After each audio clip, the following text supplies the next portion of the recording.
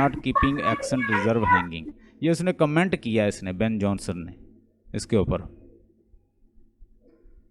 उसके बाद who wrote the following about the Milton. Milton के बारे में ये किसने लिखा था, ये देखिएगा। Who wrote the done for keeping the accent, ये हो गया।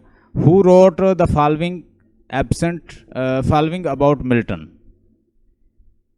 ये किसने कहा था मिल्टन के बारे में। He is admirable as Virgil's और Dante and this respect he is a unique among us. थोड़ा सा ना ये जो मतलब मैं ये करता हूँ ना, इसका स्नैपशॉट लेता हूँ तो वो मुझे नज़र नहीं आता। एनी हो, कोई अच्छा भी आए हुए हैं तो दूसरे ठीक आए हुए हैं, आगे इंशाल्लाह ठीक आएंगे। तो ये थोड़ा सा पेज ठीक नहीं आया। Who wrote the following about the Milton? He is admirable in Virgil's and Dante, and in this respect a unique among us.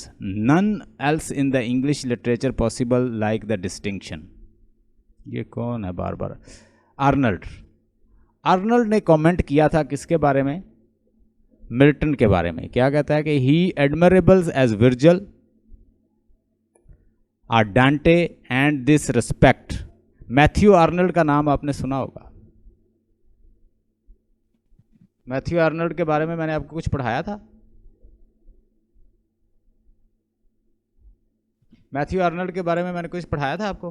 Culture, जी sir, Culture and Anarchy, yes. क्योंकि उस वक्त जब मैथ्यू आर्नल्ड का time था ना, उस वक्त क्या कर रहा था, इंग्लैंड दूसरे के कंट्रीज़ पे कब्जे कर रहे थे, एम्पीरियलिस्ट बने हुए थे, और क्या कर रहे थे, दूसरे लोगों को उन पे काबज़ हो रहे थे, उनको लूट रहे थे, मार रहे थे। तो इसलिए उसने उसके ऊपर लिखा कल्चर एंड एनार्की। कहता है कि कल्चर जो है वो परफेक्ट होता है, वो किसी भी फॉर्म का हो। तो ये है, आर्नल्ड ने कमेंट किया किसके ऊपर, मिल्टन के ऊपर। Arnold wrote with him he born our real poetry, who does him refer to। ये किसको रेफर किया उसने, किसके ज़रिए हमारी जो रियल पोइट्री है वो पैदा हुई।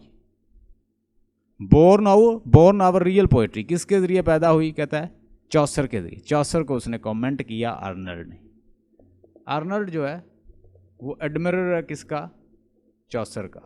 ये बात याद रखना, जब भी वो कुछ पूछें तो इस बंदे ने, आर्नल्ड ने लाइक किया है चौसर को कि चौसर अच्छा था। एक और बंदा जो है वो चौसर को बड़ा लाइक करता है, मॉडर्न पोएट है, नाम है टेड ह्यूज। टेड ह्यूज जो है ये भी लाइक करता है। उसके बाद आ गया Arnold in his the study of poetry estimated Chaucer in term of, किस में उसने, रियल एस्टिमेशन। वो कहता है कि आर्नल्ड ने किसको, चौसर को क्या कहा है कि हमारा रियल एस्टिमेशन जो है, रियल स्टैंडर्ड हमारा क्या है, वो कौन है, चौसर। तो मैंने पहले ही बता दिया कि इसको एडमायर करने वाला मैथ्यू आर्नल्ड है। अब बात याद रखें और कोशिश करें कि इससे रिलेटेड कोई वो चौसर से रिलेटेड बात करें तो इसका मतलब है कि इसका एडमायरर कौन है, Matthew Arnold. Who believed that the poetry is a spontaneous overflow of powerful feeling and powerful emotions। आप मेरा साथ दें, हम मिलके इसको करते हैं। ये किसने कहा था, विलियम वर्ड्सवर्थ। अगर आपसे कोई कहता है कि विलियम ब्लेक ने कहा था तो आपको पता होना चाहिए, नो, विलियम ब्लेक ने नहीं कहा, ये कहा था वर्ड्सवर्थ ने। तो इसका रियल आंसर क्या आएगा, वर्ड्सवर्थ। आगे जी, Matthew Arnold said and in effectual angels beating in the void his luminous wings in veins about। अच्छा, ये दो पोएट्स थे, मतलब इस बुक के ऊपर रॉन्ग लिखा हुआ था। मैंने फिर सर्च किया क्योंकि मुझे शक था, ये मैंने पढ़ाया हुआ है। ये शैली के बारे में, पीबी शैली के बारे में किसने कहा था, मैथ्यू आर्नल्ड ने, लेकिन बुक के ऊपर लिखा हुआ था कीट। तो मैंने फिर क्या किया, मैंने इसको सर्च आउट किया और अल्टीमेटली मुझे एग्जैक्ट आंसर मिला। शैली के बारे में किसने कमेंट किए थे, आर्नल्ड ने। बात याद रखें कि ये इसके बारे में कमेंट किया था इसने, Matthew Arnold said that an ineffectual angel beating in the void his luminous wings in Shelley. So असल में शैली क्या चीज़ था? शैली जस्ट एक पोएट नहीं था, फ़िलासफ़र भी था। ठीक है, शैली अपनी फ़िलासफ़ी भी देता है। शैली एक रेबिलियस था। ठीक है, और वो कहाँ पे जाके अल्टीमेटली उसकी भी डेथ कहीं रूम में होती है जाके डूबने से। ये इसकी भी शैली की भी अर्ली डेथ हो जाती है, कीट्स की अर्ली डेथ हो जाती है, बैरन की अर्ली डेथ हो जाती है। ये सारे क्या थे? रेबिलियस थे, यानी जो बने हुए स्टैंडर्ड थे उनको नहीं मानते थे। तो मोस्टली जो है यंग एज में इनकी डेथ हुई है, और ये एक ख़ास फ़िलासफ़ी जो है अपनी गवर्नमेंट के ख़िलाफ़ बातें करते थे। तो they call he commented on him that ineffectual angel beating the void and luminous wings in the when, कि वो अपनी बातें जो है अपनी फ़िलासफ़ी जो है वो डिस्कस तो करना चाहता है, लेकिन वो सब उस वक्त इसको भी इतनी फेम नहीं मिली थी। किसको? शैली को। For whom it is said sensuousness is the paramount bias of his genius। देखें जी, किसके बारे में कहा है? For whom it is said, किसके बारे में ये कहा गया है? sensuousness is the paramount bias of his genius। Blake. So ये कीट्स के बारे में। Very good. कीट्स के बारे में कीट्स जो है वो क्या करता था कि जो चीज़ आपको डिस्कस करता था उसको बड़ा सेंशुअसनेस, उसको ऐसे फील करता, यानी वो इस तरह से वो आपको डिस्कस करता कि आपके सामने ऐसे लगता कि जैसे हम उन चीज़ों को टच कर रहे हैं, तो वो सेंशुअसनेस देता था। 5 सेंसेस जो हैं वो यूज़ करता था उनको। आप उसकी पढ़ लें, और टू ऑटम पढ़ लें, और टू नाइटिंगेल पढ़ लें, या कुछ और टू ग्रेशियन अर्न पढ़ लें। जो भी आप पढ़ेंगे आपको ऐसे लगेगा कि जैसे 5 सेंसेस जो हैं वो उसके अंदर उसने उनका यूज़ किया है। तो जो ऐसा यूज़ करता है उसको कहते हैं सेंशुअस पोएट। तो ये सेंशुअस पोएट था। उसके बाद आगे आए। Who said this poetry is the criticism of life? क्या वर्ड्सवर्थ ने कहा था, टी.एस. इलियट ने कहा था, अर्नल्ड ने कहा था, बैरन ने कहा था। लॉर्ड बैरन भी एक पोएट था।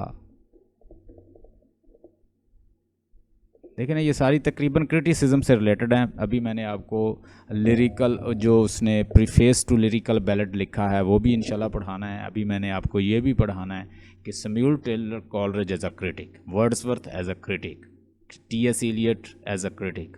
तो इस तरह बहुत सारी चीज़ें अभी हम देखेंगे आस्ता आस्ता, मैं किसी दिन इनको भी पढ़ाऊँगा। उसके बाद in Shakespeare's tragedy character is not destiny but there is a character and destiny is remarked by. किसी ने भी नहीं ये कहा, इनमें से किसी ने भी नहीं कहा। ना ये नाइकोल्स जो है इसने कहा, ना ब्रैडले ने कहा, ना गॉडर्ड ने कहा, नन ऑफ दीज। हम क्या कहेंगे? None of these. तो बाज़ औक़ात इस तरह कंफ्यूज करता है आपको कि वो 4 दे के ऑप्शन, तो ऐसे कंफ्यूज करके कि आप किसी पे टिक कर देंगे, लेकिन वो किसी ने भी बात नहीं की होती, वो रॉन्ग होती है। Poetry is not like reasoning, a power to be exerted according to the determination will is statement by। ये क्या है? किसने इसकी स्टेटमेंट दी है कि poetry is not a reasoning? आप ज़रा गौर से देखें तो रोमांटिक पोएट की क्या थी फ़िलासफ़ी? मेन जो फ़िलासफ़ी थी, रोमांटिक पोएट कहना क्या चाह रहे थे? वो कह रहे थे कि पोएट्री रीज़न की अकल के थ्रू नहीं है। किसके थ्रू होनी चाहिए?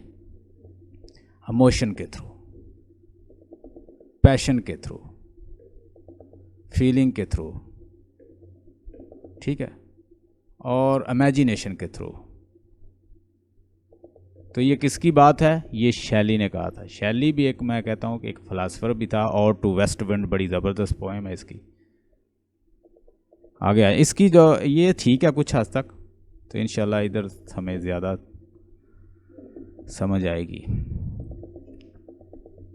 अब देखिए कॉलरिज भी उन्होंने दिया हुआ है और अर्नल्ड भी दिया है, जबकि ये जो लोग हैं इन्होंने बात नहीं की। आगे कहता है कि is called the first romantic critic. मैंने कल ही आपको बताया था किसको कहा जाता है? लॉन्जाइनस को। लॉन्जाइनस को किसने कहा था फर्स्ट रोमांटिक क्रिटिक? ये अभी मैंने मेरे ख्याल में कल ही बताया या परसों बताया, लेक्चर दिया था, फर्स्ट रोमांटिक क्रिटिक। अब आपको याद होना चाहिए अगर वो पूछ लें who called Longinus as a first romantic critic. Asha बताएं, देखते हैं कितना माइंड प्रेजेंट है आपका। सर ये नहीं मुझे याद आ रहा है किसने कहा। स्कॉट ने। स्कॉट एक पोएट था जो हिस्टोरिकल नावल लिखता था, पोएट भी था, नॉवलिस्ट भी था। याद करें मैंने बताया था स्कॉट। स्कॉट एक ऐसा पोएट था सर जो, ये वॉल्टर स्कॉट या रॉबर्ट स्कॉट? ये वॉल्टर स्कॉट वही जो हिस्टोरिकल नावल लिखता था, उसने इसके बारे में रिमार्क्स दिए हैं। वॉल्टर स्कॉट ने, जिसने हिस्टोरिकल नावल लिखे थे, उसने क्या कहा कि ये फर्स्ट रोमांटिक क्रिटिक है। ये नावल भी लिखता था, ये क्रिटिक भी था, ये भी बात याद रखें, क्योंकि ये इसने, मैंने आपको बताया था, हिस्ट्री को बहुत स्टडी किया हुआ था, हिस्ट्री को स्टडी किया हुआ था बहुत ज़्यादा इसने।